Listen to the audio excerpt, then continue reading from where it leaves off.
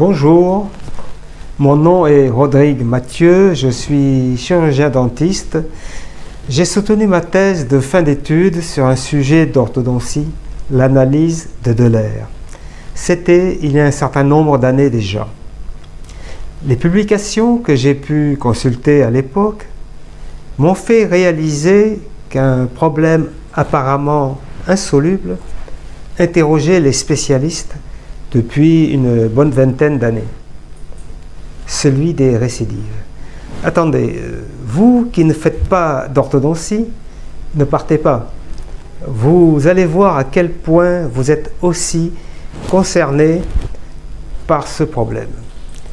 Aujourd'hui encore, la question est plus que jamais d'actualité. Tous les écrits que j'ai pu lire à ce sujet le confirment. 70 à 90% des traitements récidivent. Et pourtant, la méthode que je pratique depuis plus de 30 ans et que nous avons appelée en 2005 OSB pour Organisation spatiale de la bouche est la solution à ce problème de récidive.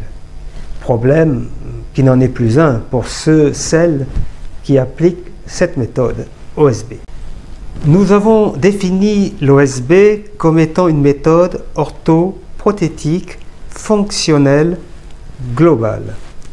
C'est donc une méthode de rééducation orthodontique, de réhabilitation et d'équilibration prothétique utilisant des moyens fonctionnels.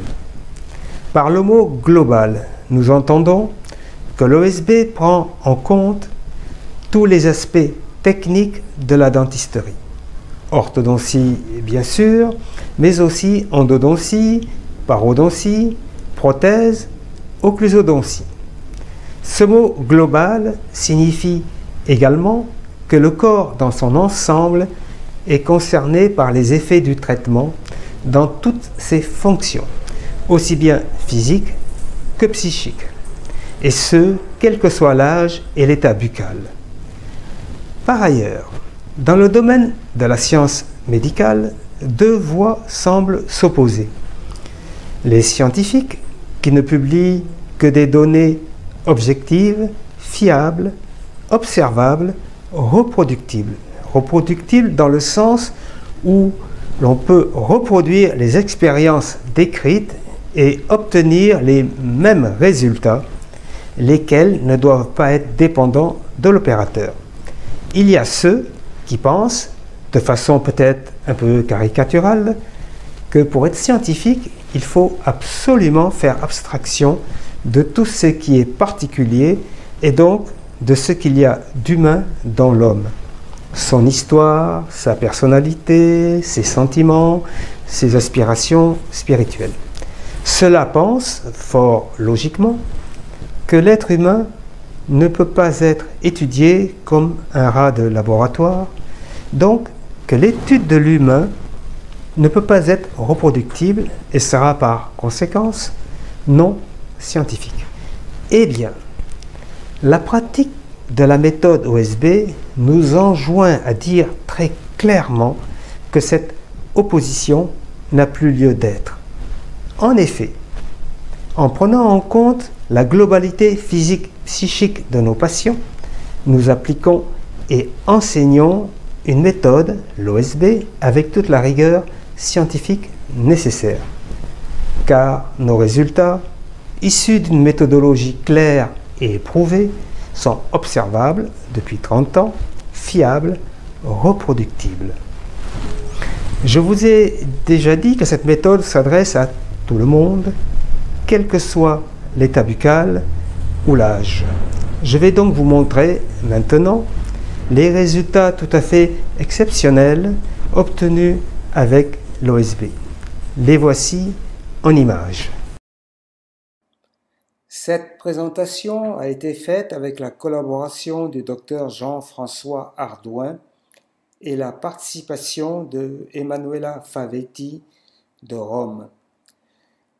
Le docteur Ardouin, qui est de Châtellerault, collabore avec moi depuis maintenant plus d'une quinzaine d'années à l'approfondissement et au développement de cette méthode OSB.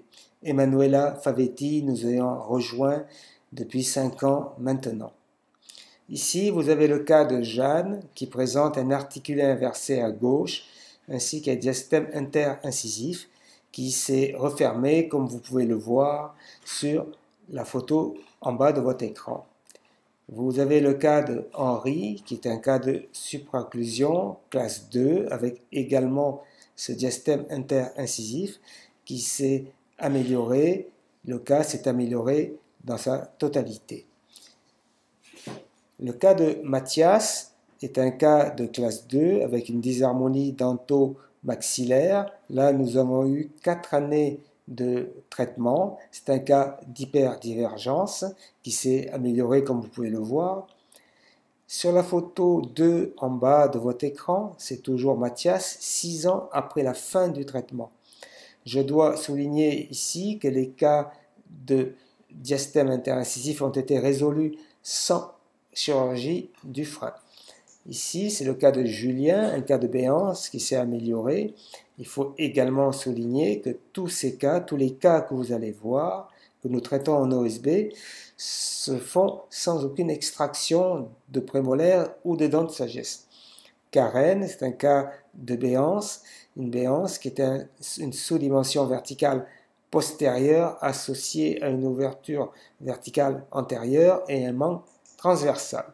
Cela pour souligner dans le cas de Mathieu, qui est un cas de béance cachée. Nous développerons ultérieurement ce que nous entendons par béance cachée. Dans tous les cas, il y a toujours une amélioration du volume global de la bouche dans les 3 sens, vertical, transversal et antéro-postérieur, comme vous le voyez dans le cas de Julie, où vous avez à nouveau ce diastème interincisif qui s'est refermé. Le cas de Thierry, qui est un cas de classe 3 squelettique, Thierry a 38 ans, la méthode OSB nous permet de traiter les cas squelettiques de classe 3 sans aucune chirurgie avec un résultat toujours très positif. Martha, 54 ans, qui représente la synthèse de tous les problèmes dentaires possibles, soins, parodontie, équilibration, prothèse, etc., etc. Une particularité de la méthode OSB, c'est d'aider au redressement des dents incluses, comme dans le cas de Rachel, que vous avez là sous les yeux, avec cette 25 qui était incluse et qui s'est redressée en l'espace de 6 mois. Enfin, quelques cas de photos traités par le docteur Ardouin, comme le cas de Serge. En 18 mois de traitement, vous voyez le changement du visage. Également, le cas d'Erwan, qui est un cas de classe 3, avec un visage qui s'est modifié, harmonisé, nous allons dire. Je vous ai déjà dit que l'OSB s'adresse à tout le monde, quel que soit l'état buccal et l'âge. Là, vous avez le cas de Suzanne, 80 ans, traitée également par le docteur Ardouin. Et puis, une beaucoup plus jeune, Oriane, qui a 10 ans. Vous voyez l'amélioration de la posture de la tête et du visage. L'amélioration de la posture, nous y reviendrons également ultérieurement. Enfin, pour finir, vous avez le cas de Flavio, qui a 6 ans, traité par le docteur Favetti de Rome, qui souffre d'une fente nasopalatine monolatérale complète gauche, et vous appréciez le changement au niveau du visage. Tout cela, en fait, est une affaire d'équilibre, équilibre bucco-dentaire, équilibre global que nous développerons au fur et à mesure des prochaines vidéos que j'aurai le plaisir d'animer. Voilà, nous terminons cette présentation avant-après. Je vous remercie à nouveau de votre attention avant de passer à la fin de ce petit cours, cette petite information par une autre vidéo. Merci. Une des questions qui est souvent posée est celle-ci. Comment se fait-il que cette méthode, si exceptionnelle, soit si peu connue? En fait, avec le temps, je me suis rendu compte que cela provient dès le début d'un dilemme. Dilemme qui s'exprime de cette façon: je n'ai jamais été prêt à mourir pour mes idées et pas disposé non plus, le moins du monde, à y renoncer. Alors, que faire? Sans que j'en aie conscience, la vie m'a donné pas à pas la méthodologie pour solutionner ce dilemme. Mais tout d'abord, une image. Il ne viendrait pas à l'idée de la plupart d'entre nous que le fait de jeter son enfant à la rue est la bonne méthode pour qu'il apprenne plus vite. Il est préférable de bien l'entourer affectivement jusqu'à ce qu'il soit assez solide pour se tenir sur ses propres jambes.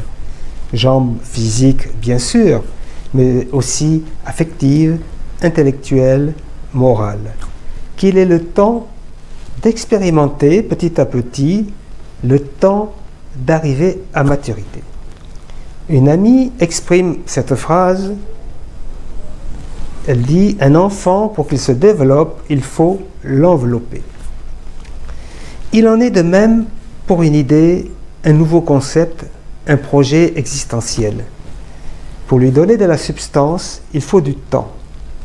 Du temps pour arriver à maturité et pouvoir s'exprimer à l'extérieur, dans le monde. Accepter le chemin complexe de la rigueur intellectuelle, éviter les raccourcis. De la persévérance, de la persistance dans la persévérance. De la confiance. Des remises en question, des renoncements. De la stabilité, de la fidélité à ses engagements. Poursuivre sa route, quoi qu'il arrive. Une grande patience. Rester centré sur ce que l'on ressent. Tout cela, l'enfance chevillée au cœur, comme dirait Charles Dumont. Dans ce chemin, il y a bien sûr des rencontres.